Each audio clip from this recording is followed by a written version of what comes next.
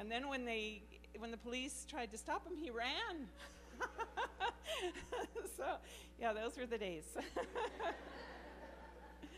But before you flee the room in terror and vow to put your kids up for adoption, I'd like to say that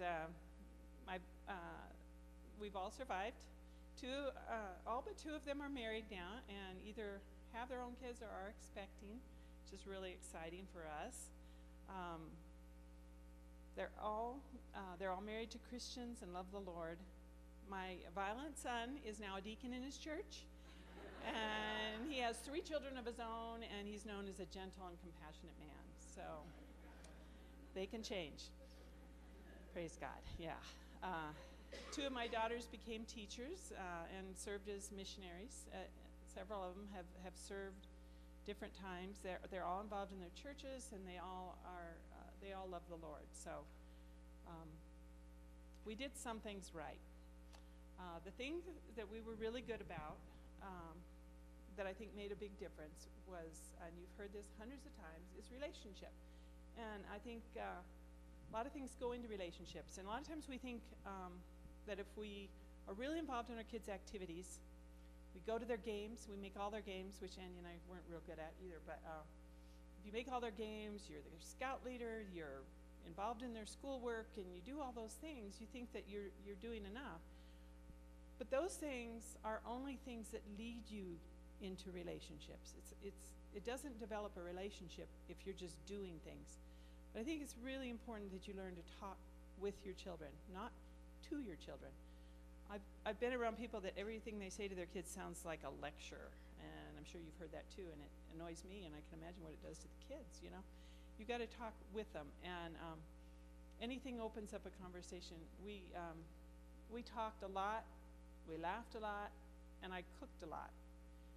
And cooking for us became a family activity. It also, our family meal was our family fellowship, and the kids were usually there. If they could, they were there. We talked about everything at our meals, some things that were serious, a lot of ridiculous things we talked about. I wouldn't even tell you some of the things we talked about at meals. It's embarrassing, but then we as we cleaned up, we talked together. And as you do whatever you do with your kids, you need to talk to them. Ask them questions. Don't just talk to them. Ask them questions. Just what were you doing today? Who did what? What friends were you with? What did they say? What did you say to them?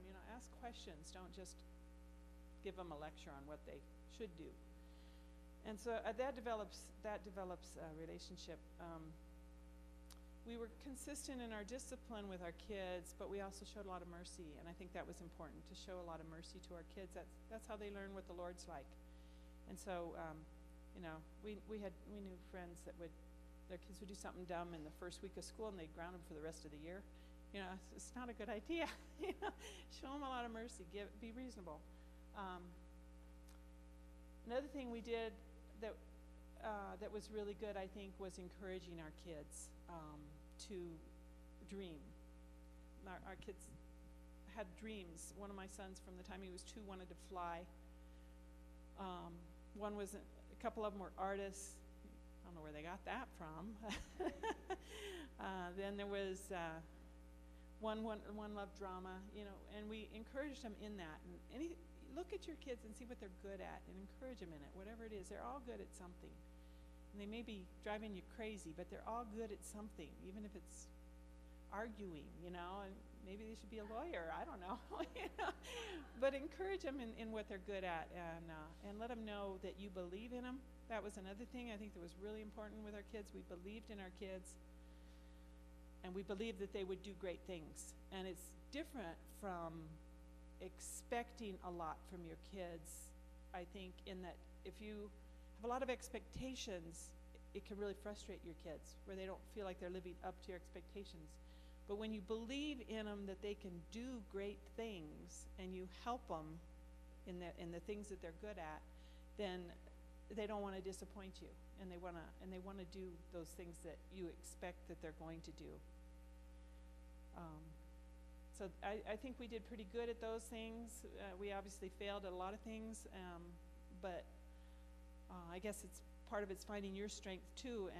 But for us, us encouraging our kids to dream and let them know that dreams could come true. And we helped them as much as we could with that. The other thing that, I forgot what was my last thing.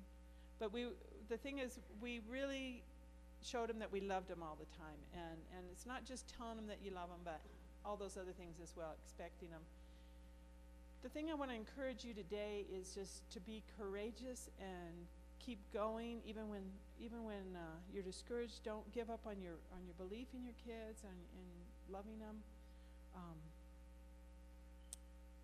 Study your parenting skills. Work on it all the time. And most importantly, just don't ever give up on your kids. Even if they're grown, don't give up on them. Just keep praying for them and loving them. And I believe that God offers His promises with our kids, that they will, that our kids will, that our kids will eventually turn around. So even if they're out of the house, keep praying for them and loving them, and I think God's going to bless you. That's it.